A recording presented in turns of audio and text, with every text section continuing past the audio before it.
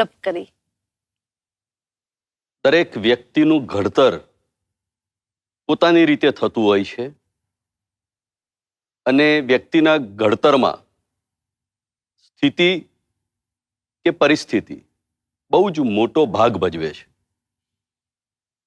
જુદા જુદા ક્ષેત્રોમાં કામ કરવાની મને તક મળી.